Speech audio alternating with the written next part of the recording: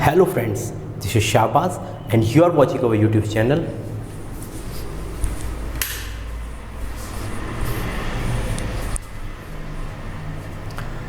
Hello friends, this is Shahbaz and you are watching our YouTube channel विधिक जागरूकता।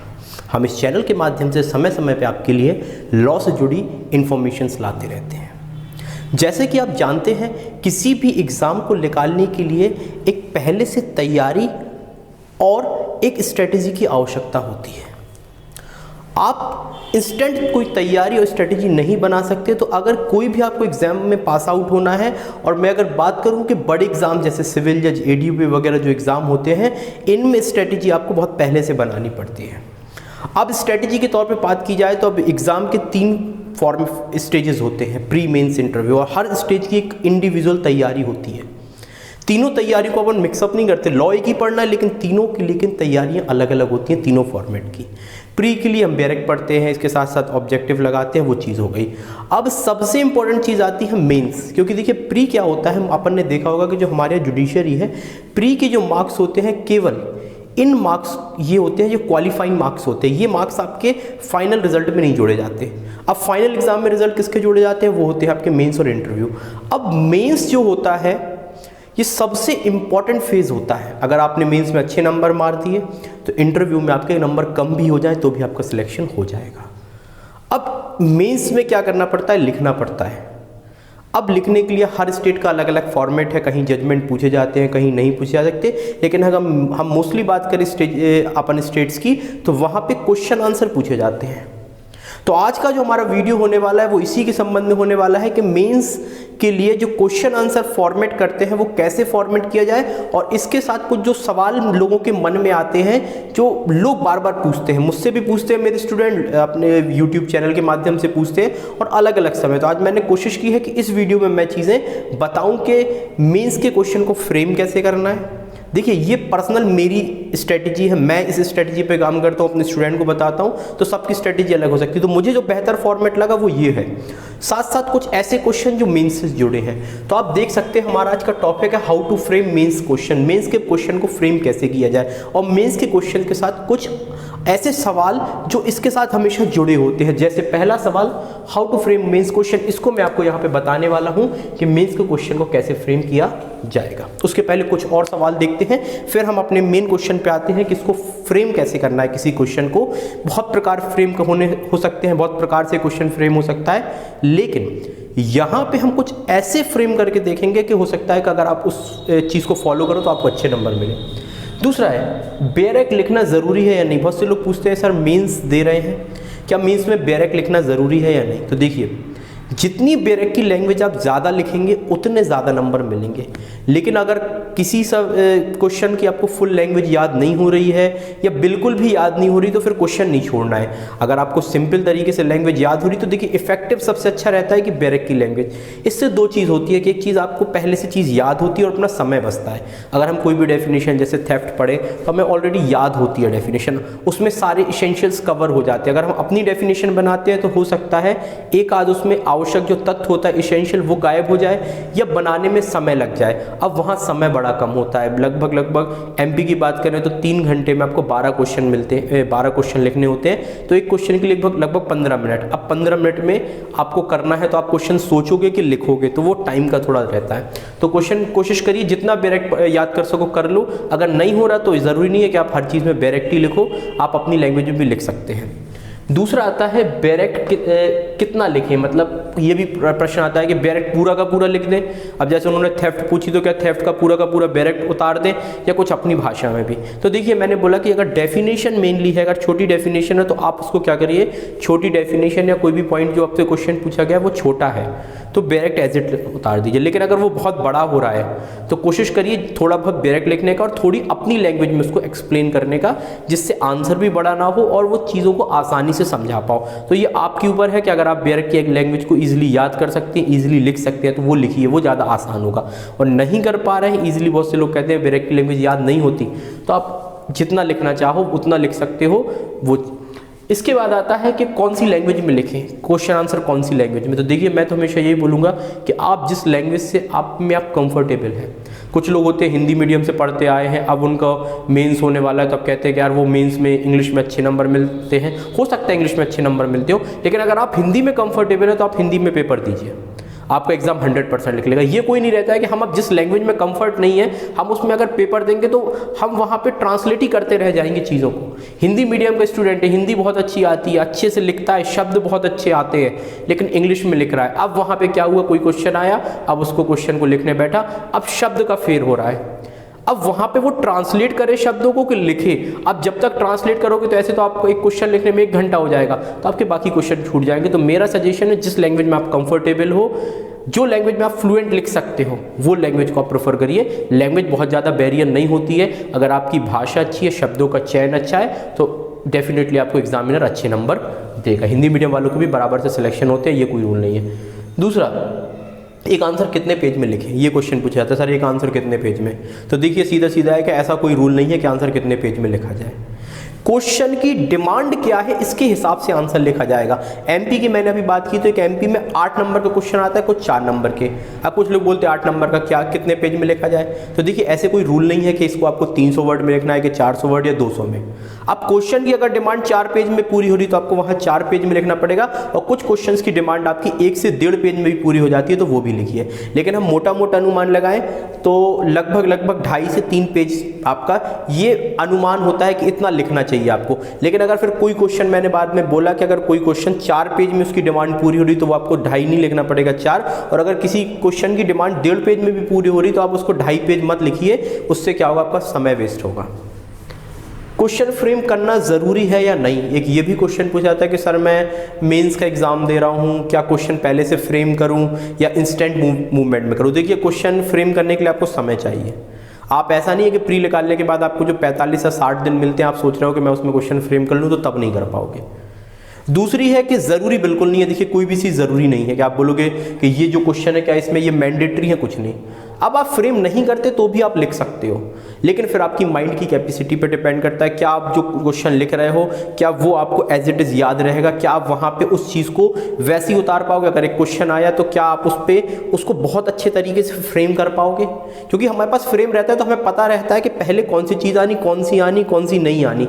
अब अगर आपने माइंड में उसको फ्रेम किया है तो कभी कभार ये दिक्कत हो सकती है कोई क्वेश्चन माइंड से स्लिप हो जाए, अब नहीं आ रहा कि कौन सा, अब फिर क्या होता है फॉर्मेट गड़बड़ा जाता है। अब जब फॉर्मेट गड़बड़ होता है तो मार्क्स में उसका क्या होता है, हमेशा दिक्कत आती है। तो ये चीज़ें आपकी हैं, मैंडेटरी कोई चीज़ नहीं है, लेकिन अगर करते हो तो बेहतर होगा। अब सबसे इंपॉर्टेंट क्वेश्चन कि मेंस के क्वेश्चन को फ्रेम कैसे किया जाए। तो देखिए इस वीडियो के 2 पार्ट होने वाले, आज पहला एक पार्ट होगा, फिर इसका एक और पार्ट आएगा। इस पार्ट में मैं आपको बताऊंगा क्या क्या चीज़ें आपको लिखनी है क्वेश्चन में, एक दूसरे पार्ट में आपको बताऊंगा कि फ्रेम करना कैसे, मतलब इवन मैं आपको आंसर लिख के बताऊंगा कि अगर कोई क्वेश्चन आया है तो उसके आंसर को एज इट इज कैसे लिखा जाएगा, और कंपेरिजन करेंगे 2 प्रकार से। तो अब देखिए जो एमपी की हम बात कर लेते हैं, तो एक क्वेश्चन कितने नंबर का आता है मैंने आपको बताया, एक आपका क्वेश्चन आता है 8 नंबर का। 8 नंबर का क्वेश्चन है, लगभग आपके पास मैंने बोला एक क्वेश्चन को लिखने के लिए 15 मिनट का समय होता है।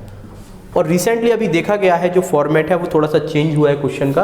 तब एक क्वेश्चन जो आपका आता है क्वेश्चन के साथ ऐसा लिखा जाता है, पहले पूछ लेते हैं एक डेफिनेशन, फिर उसमें एक पार्ट होता है, फिर उसका दूसरा पार्ट होता है, फिर उसका तीसरा पार्ट होता है।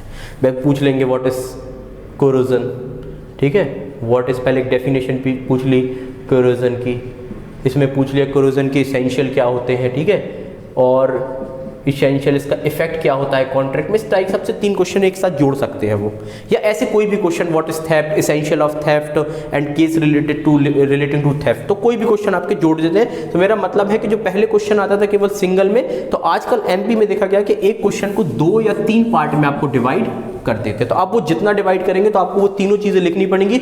अगर हम ये चीज भूल जाते हैं या ये चीज नहीं लिखते तो केवल आपको इसकी मार्किंग होगी। तो चलिए क्वेश्चन पूछ लिया उन्होंने, तो अब क्वेश्चन को लिखना कैसे, सबसे पहली बात ये आती है। तो क्वेश्चन लिखने के पहले हमें क्या करना है, डायरेक्टली कोई क्वेश्चन नहीं लिखना है कि क्वेश्चन आया आपने क्या किया उसको डायरेक्टली लिख दिया। तो कोशिश करिए कभी भी क्वेश्चन अगर आपसे कोरोजन पूछा गया, आपको पता है कि ये इंडियन एविडेंस की सेक्शन 15 में है, तो डायरेक्टली आप नहीं लिखोगे सेक्शन 15 लिख के कोरोजन लिख दोगे। कोशिश करिए कि हम उसका एक स्मॉल सा इंट्रो दें, बहुत बड़ा नहीं, 2 या 3 लाइन का इंट्रो। आप बताइए कि कोरोजन इंडियन एविडेंस एक्ट की एविडेंस में बताया गया है, ये क्या है, एक फ्री कंसेंट का एक पार्ट है। अगर कोई व्यक्ति किसी से कोरोजन के अंतर्गत कॉन्ट्रैक्ट करता है तो ये कॉन्ट्रैक्ट फ्री कॉन्ट्रैक्ट नहीं माना जाता है और इस प्रकार से कॉन्ट्रैक्ट वॉइडेबल हो सकता है ऐसे पर्सन की कंसेंट पे जिससे ये ली गई। अपनी भाषा में आप कुछ भी लिख सकते हैं, मतलब आपको थोड़ा सा इंट्रो देना पड़ेगा। डायरेक्टली क्वेश्चन मत करिए, अच्छा नहीं लगता। इंट्रो दीजिए, पहला कोशिश करिए 2-3 लाइन का, बहुत लंबा भी क्वेश्चन नहीं खींचना है। इंट्रो के बाद आप क्या कीजिए, जो बैरक की लैंग्वेज है जो हमने आपको बताई डेफिनेशन, बैरक में जो डेफिनेशन दी है कोशिश करिए उस डेफिनेशन को लिखने की। अगर आपको याद हो, नहीं है याद तो आपको थोड़ी बहुत, क्योंकि छोटी छोटी डेफिनेशन इतना तो करना आपको पड़ेगा बैरक से, तो उसकी डेफिनेशन लिखिए। डेफिनेशन के बाद कोशिश करिए अगर उसमें कोई एक्सप्लेनेशन दिया गया है उसको भी साथ में लिखने का।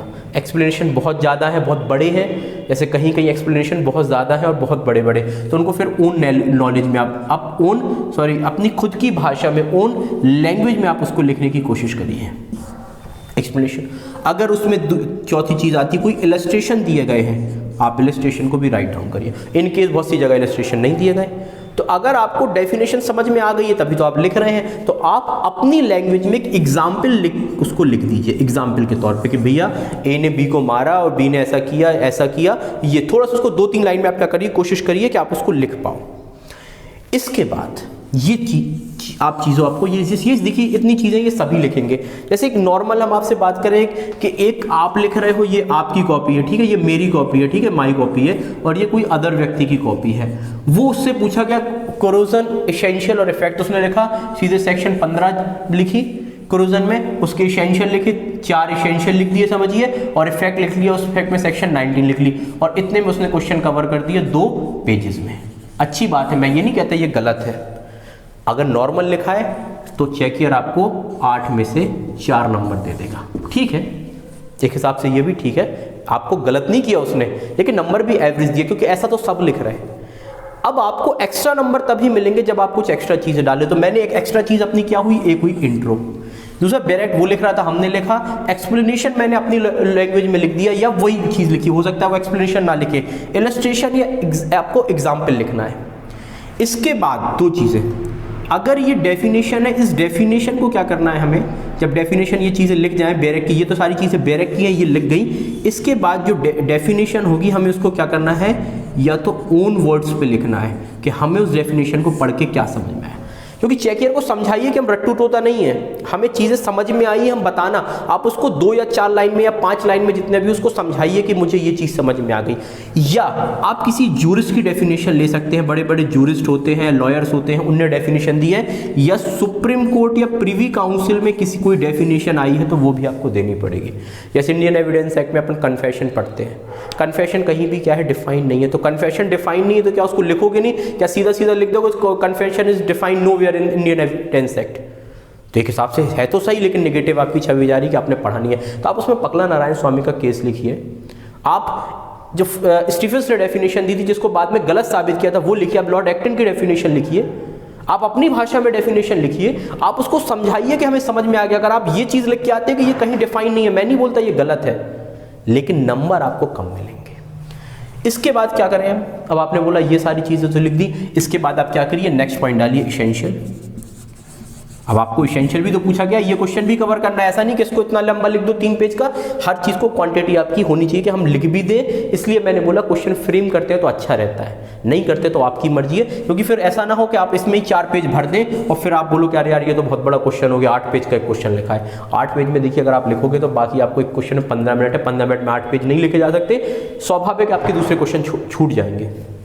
इसेंशियल लिखिए, इसेंशियल के साथ भी 2 कंडीशन है, अगर केवल क्वेश्चन व्हाट इज कोरोजन और इसेंशियल को लेकर छोटा है, आपके पास बहुत ज़्यादा मैटर नहीं हो रहा, तो इसेंशियल आपने जो 1, 2, 3, 4 या 5 जितने भी लिखे हैं इनको थोड़ा सा हेडिंग डाल के इनको थोड़ा सा आप डिफाइन कर सकते हैं। लेकिन अगर आपके पास मैटर सफिशिएंट है तो फिर इनको डिफाइन करने की कोशिश मत करिए, डायरेक्टली क्या कर दीजिए, इन चीज़ों को लिख दीजिए।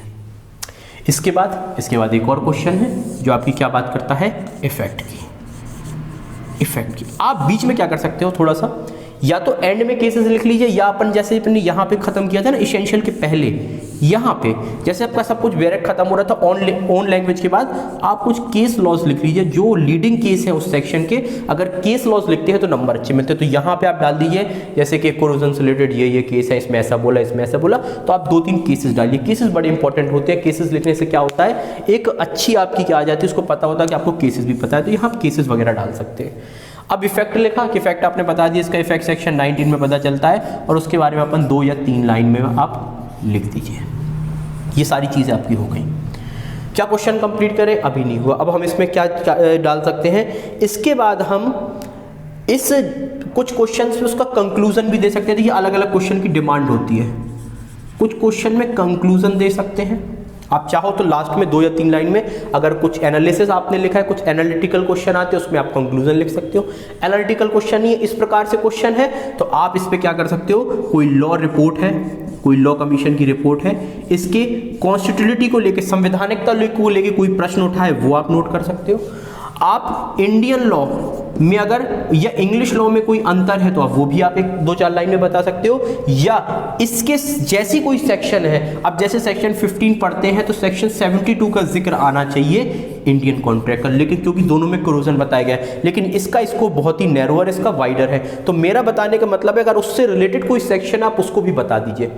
जब अपन चीज़ों को लिखते हैं और एक चीज़ से दूसरी चीज़ कनेक्टेड कर रहे हैं, जैसे हमने इसके साथ सेक्शन 15 कनेक्टेड की, 72 कनेक्टेड की, 19 कनेक्टेड की, और इसके साथ अगर हम इसको जूरिस की डेफिनेशन कनेक्ट करते हैं तो जो भी आपकी कॉपी चेक कर रहा है उसको समझ में आएगा कि चीज़ें आपको बहुत अच्छे से पता है। अगर वो यहाँ पे उसको 4 नंबर दे रहा था तो आपको 6 से 7 नंबर वो आराम से देगा। क्यों? क्योंकि जब वो 2 कॉपीज़ में कंपेयर करेगा तो उसे पता चलेगा कि आपने मैटर अच्छा लिखा। देखिए उसने मैटर को लिखा, 3 पेज में उसने भी लिखा, लेकिन उसने कोई नई चीज़ नहीं बताई। जब आप एग्जामिनर को कोई नई चीज़ बताते हैं, हो सकता है कोई ऐसी चीज़ बता दो जो उसको भी ना पता हो, या कोई चीज़ ऐसी बताते हो जो उसको पढ़ के मजा आता है कि हाँ यार ये लड़का यार ये लड़की बहुत अच्छी चीज़ें लिख रहे हैं, यार ये जूरिस की डेफिनेशन भी डालता है, ये केस लॉ भी जानता है, ये इफेक्ट भी जानता है, ये कुछ नई उसकी रिपोर्ट भी जानता है, ये कॉन्स्टिट्यूटिव भी जानता है, और ये हर चीज़ जानता है। और हर चीज़ जानने के बाद भी वो उसको कंक्लूड करके 3 या 3.5 पेज में अपनी, या 2 पेज में अपनी बातों को बता भी पा रहा है। ये भी आपकी एक ट्रिक होती है। मेंस एक कला है, हर चीज़ एक कला है, तो मेंस भी एक कला है। तो लिखना, एक राइटिंग एक कला होती है। आप अपनी सारी चीज़ें लिख दो इतनी, और उसको ये 2 या 3 पेज में, मैं आपको कल एग्जाम्पल दिखाऊंगा कॉपी का कि अपन कैसे 2 या 3 या 4 पेज में कैसे इतनी सारी चीज़ों को कह सकते हैं। यही क्वेश्चन मैं आपको उठा के दिखाऊंगा। तो ये तो हुई मेंस को लिखने का फॉर्मेट।